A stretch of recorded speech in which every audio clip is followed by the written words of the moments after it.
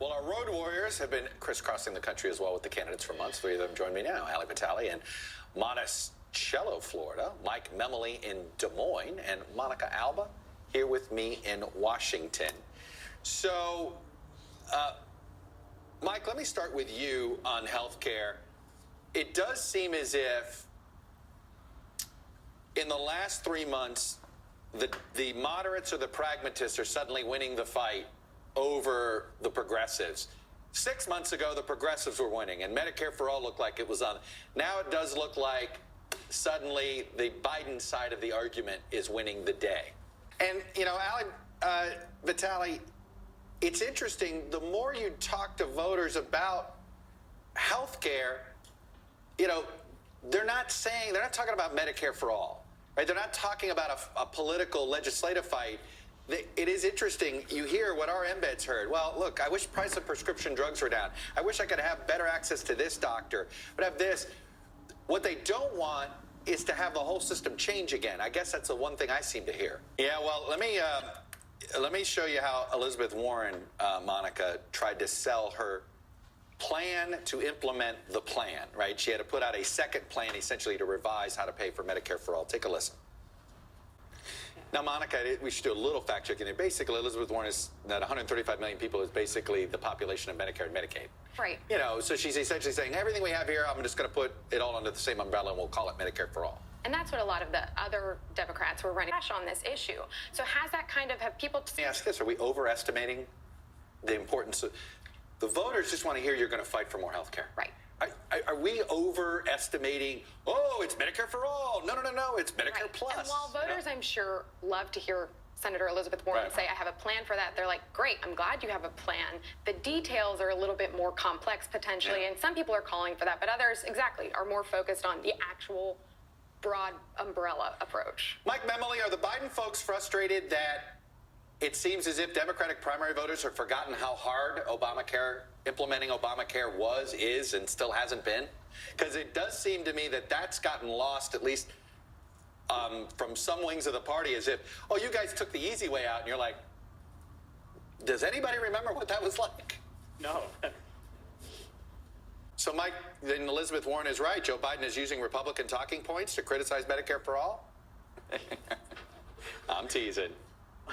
Well, he also then, he also, of course, will counter that, you know, he's been on the receiving end of those talking points himself, but he knows what can get done. And listen, this is a guy who spent more time campaigning in swing congressional districts. And ironically, Ali Vitale, it's clear that defending Obamacare is a net positive with swing voters. Disrupting health care is what scares swing voters. Is it possible, if Elizabeth Warren's the nominee, that Donald Trump and the Republican Party become the party of Obamacare? Look, maybe, I don't know. I mean, Heading into 2020. And he needs to learn how to do it, because it may be why they blew it in Kentucky and Louisiana. Ali, Mike, and Monica, thank you. Keep up the great work and stay safe on the trail. Up next, the political whirlwind of the next 339 days until Election Day. Plus, we'll introduce you to the 5 counties that we think will tell the story of the 2020 election. Kent County, Michigan is the one there. Grand Rapids, we're watching what happens with the establishment Republicans in this traditionally GOP area. The avatar Republican might be Gerald Ford. This is also home of the newly independent Congressman Justin Amash. Beaver County, Pennsylvania is a good indicator of whether the president can sustain his supercharged support with working class voters that were key to his 2016 victory. He's also the director of the American Communities Project, which studies the different types of people and places that make up America.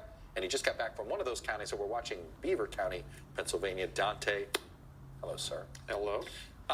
As we note more and more, counties have more in common with counties from other states than with counties within their own state, which is why we do it this way. You just came back from Beaver. That's a county that John Kerry carried in 2004. That's unbelievable. By 4 points. Yep. And now? Then Donald Trump carried it by 19. These are the old labor Democrats, shiny jacket guys. They don't vote Democrat, do they? They do not. And they're getting a new plant, a cracker plant that's going to do a different kind of manufacturing. It's still not the same as what they had. It's interesting. So Kent County, Beaver County, which Kerry carried, and now is a plus, basically almost a 20-point county now for Trump. Absolutely. Yeah. Kent County, Michigan, in that same 2004 presidential, I think Bush carried it by 20 points. Yep. I mean, that was the home of that wing of the Republican Yes. Party, and this is a county that it'll be a shock if Trump wins it. Maricopa County, is this the swingiest county in the country now? It might be because Moving from those Midwestern reddish to purple states. So of our 5 counties, Yeah. is Maricopa the one that you would say, as Maricopa goes, so goes the nation? I would say this: if the Democrats, Dante, thank you, brother. Thank you. And thank you in advance for the work on this project. Coming up, President Trump is losing America's suburbs, Kent County, big time, and it could be the single most significant trend in politics today. That's next.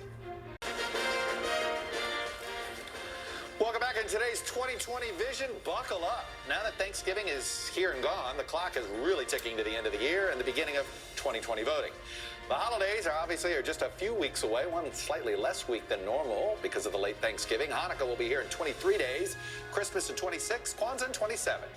The Super Bowl won't be long after that. That's just 65 days from now, but there's not even time to let the nachos and dip settle into that horrible overnight cheese curdling, because that's when the real fun begins. The Iowa caucuses, they're 66 days away. The day after the Super Bowl when the Packers win. That is, of course, the big 2020 event that kicks off all the others. New Hampshire primary is coming up in 74 days. The Nevada caucuses, right behind it, just 85 days from now. And South Carolina's big primary happens in a mere 92 days. But that's not all. Can you believe we're fewer than 100 days away from Super Tuesday? All of it is going to happen within the next 95 days. And before you know it, we'll be electing a president just 340 days from now. So mark your calendars, get the day book out, put it all in there, whatever you got to do, get your alerts ready, because we sure have. And while you're marking your calendars, mark the maps.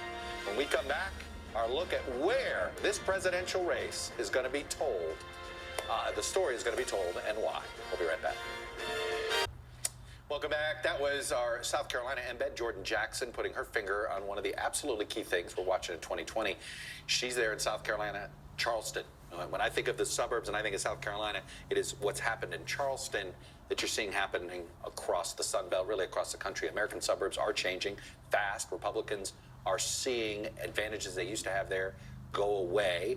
We saw this electoral realignment play out again this month when Republicans lost ground in the suburbs in both the statewide and local races. Even in races where Republicans won, they lost some suburban counties in Mississippi that they hadn't lost in decades. So that suburban shift away from the GOP in the Trump era is shaping up to be one of the defining storylines of this 2020 election. So back with me now, Leanne, Michael, Ruth. And Ruth, we should mention there's another reason why suburban women voters may be fired up about President Trump. You're the author of an upcoming book about the Supreme Court battle and Brett Kavanaugh, and it's called Supreme Ambition. It's a fantastic cover. Very excited about the cover.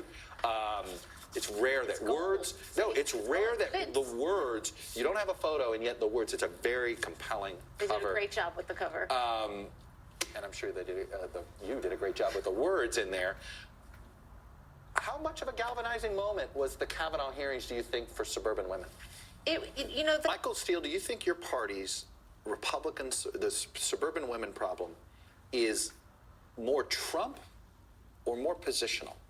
Meaning, how much of this is Trump and how much of this is positions on gay rights? I think it's large. Leanne, in Virginia in 17, these Republican suburban women decided to participate in the Democratic primary. Mm-hmm. Now, in Virginia, it's very easy. You don't have to re-register. Anybody can. And it made a huge difference. The more moderate won. And I think we know, that was powered by former Republicans in the Northern Virginia suburbs.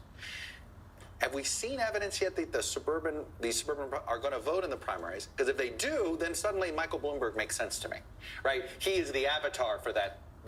But if they don't participate in these primaries, then I don't know if they're going to have as much of a role in shaping the nomination. It's an interesting question. I don't know if we have evidence. I'll tell you this, I saw a lot of evidence, Ruth and Michael, in 18, that in those suburban districts, and I had Republican consultants admit this to me, the gun issue worked against them. It's the first time it had happened in a modern election. It does seem as if when we talk about the suburbs that essentially we're going to have unusual swing voter groups. Normally everybody loves it. The soccer mom, the security mom, the office park dad, remember all that stuff. But it does feel like in the Trump era we know, and it's based on the suburb, that basically it's college-educated white women and non-college educated white women and college educated white men. That those are your two swing voting groups that are sitting there that are The non-college educated white women may be married to Trump voters, but they don't like his behavior. The college educated white men are married to college educated white women who can't stand Trump, and they're getting dragged the other way. It'll be, to me, those are the groups that I'm most interested in watching how they move throughout this cycle. Well, That's why Michael Bloomberg's jumping in. Right. Because he figures, if I get Patrick there, Duvall, yeah. that's his base. And his base is those people. Look, he's one of them. Right? He's, if he had been not a billionaire, he'd been a suburban dad. Okay. Duvall Patrick 3 years ago would have been president of the United States. I do believe that. But these days, I think it's a little late. But okay, that's interesting. Leigh and Michael Ruth, we'll have more interesting things to say in a little bit. Up ahead, we're going to go for a spin. Welcome back. Planes, trains, and automobiles are an integral part of many people's Thanksgivings. And the holiday travel season has me obsessed yet again about where we are as a nation and an iconic image that captures our national mood. The 60s had Woodstock and the hippie movement. The 80s had the collapse of the Berlin Wall. But how about now? What's the iconic image that portrays our national mood at this very moment? Well, with holiday season upon us, I think it might be this. When a catering cart at Chicago's O'Hare Airport lost control recently and started driving by itself in circles in reverse. And really, when you think about it, does that really say it all about how we are all feeling these days? Like we're all stuck in the wrong gear, with nobody actually at the wheel, as you can see, careening wildly out of control. We're not going forward, we're not going backward, we're just sort of running around in circles, stuck in a cul-de-sac, repeatedly backing over the debris flung out by our collective national conniption fit. And we're wearing ourselves out as the world stands idly by, waiting for some knight in shining armor to come and ram us back into reality. Also, did I happen to mention the cart that lost control was from American Airlines? Fortunately, everyone was fine after that incident at O'Hare, and if you're traveling this Thanksgiving, hopefully it goes a bit more smoothly than that. That's all for tonight. Thank you for spending a little bit of time with us over the holiday. From all of us here at Meet the Press Daily, we wish you a very happy Thanksgiving weekend, and hopefully I'll see you Sunday.